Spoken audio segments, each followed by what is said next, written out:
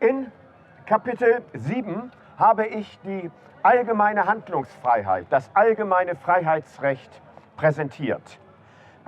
Aus systematischen Gründen folgt im Kapitel 8 nun das allgemeine Gleichheitsrecht. Sowohl das allgemeine Freiheitsrecht als auch das allgemeine Gleichheitsrecht werden von der Menschenwürde gefordert. Ich habe erwähnt, dass die Menschenwürde fordert, dass jeder und jede als Person ernst genommen wird. Wenn es keine Gleichheit gibt, werden Personen nicht ernst genommen. Normiert ist die allgemeine Gleichheit in Artikel 3 Absatz 1, wo es heißt, alle Menschen sind vor dem Gesetz gleich.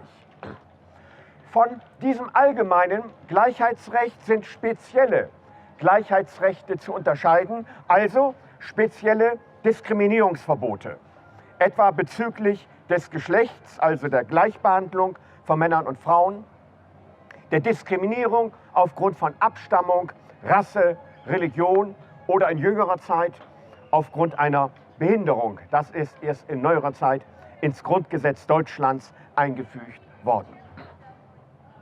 Das allgemeine Gleichheitsrecht stellt zahllose Interpretationsprobleme.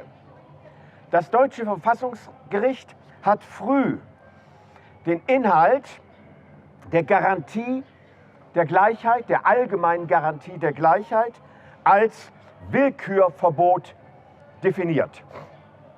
Denn es ist ganz offensichtlich, dass Menschen unterschiedlich behandelt werden dürfen.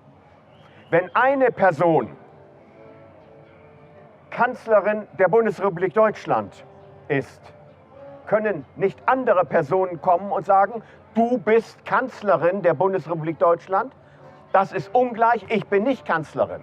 Wenn eine Person Präsidentin der Republik Argentinien ist, haben nicht alle anderen Frauen zugleich einen Anspruch darauf, Präsidentin der Republik Argentinien zu sein. Es gibt also sogar geforderte Ungleichheit. Entscheidend ist, dass die Ungleichbehandlung nicht willkürlich sein darf. Dieses Postulat finden wir bereits bei Aristoteles. Der sagt, Gleiches ist gleich, Ungleiches ist ungleich zu behandeln. Wir sehen erneut, dass die Grundrechte in vielen Elementen keine Erfindung der Neuzeit sind. In ihnen sind zahllose alte Gedanken mit dauernder Bedeutung eingeschlossen. Entscheidend ist nun, und damit baue ich das Kapitel 4 in die Prinzipientheorie ein. Entscheidend ist nun, dass es verschiedene Diskriminierungsintensitäten gibt.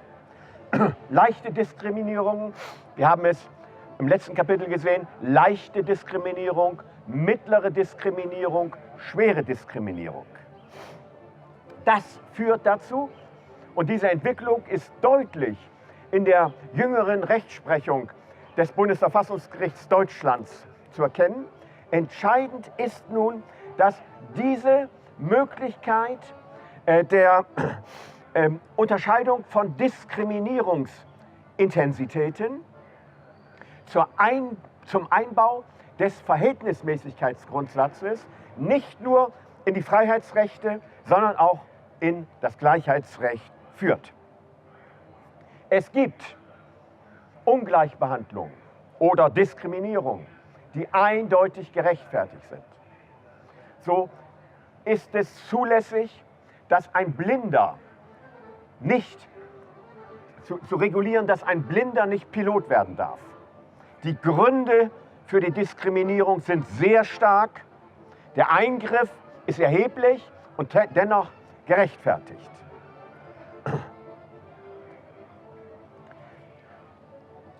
Abgewogen werden muss auch bei den speziellen Gleichheitsrechten. Sie sind stärker als das allgemeine Gleichheitsrecht. Hier beobachten wir dasselbe wie beim allgemeinen Freiheitsrecht. Es ist schwächer als die speziellen Freiheitsrechte. Das allgemeine Gleichheitsrecht ist schwächer als das spezielle Gleichheitsrecht. Trotzdem ist die Verhältnismäßigkeitsprüfung grundsätzlich, und damit Verhältnismäßigkeitsprüfung meine ich hier die Abwägung, grundsätzlich auch bei der Gleichheit gefordert. Das Pilotenbeispiel zeigt dies. Er hat eine Behinderung. In Artikel 3, Absatz 3, Absatz 3 ist die Behinderung, Diskriminierung wegen einer Behinderung verboten, und trotzdem darf er ungleich behandelt werden, was ein Ergebnis einer Abwägung ist. Eine letzte Bemerkung zur Gleichheit. Von fundamentaler Frage ist, ob der allgemeine Gleichheitssatz nur die rechtliche Gleichheit garantiert oder auch die faktische Gleichheit. Die Antwort lautet, er garantiert beides. Nur bei der rechtlichen Freiheit ist es möglich, mit leichteren, bei der rechtlichen Freiheit ist die Einschränkung anders zu bestimmen. Bei der faktischen Gleichheit spielen die finanziellen Möglichkeiten des Staates eine erhebliche Rolle.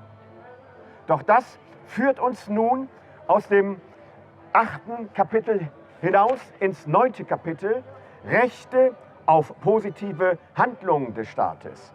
In welchem Umfang ist der Staat verpflichtet, bei der Gleichheit nicht nur die rechtliche Gleichheit zu schützen, sondern auch zumindest ein gewisses Element faktischer Gleichheit herzustellen? Das werde ich im nächsten Abschnitt behandeln.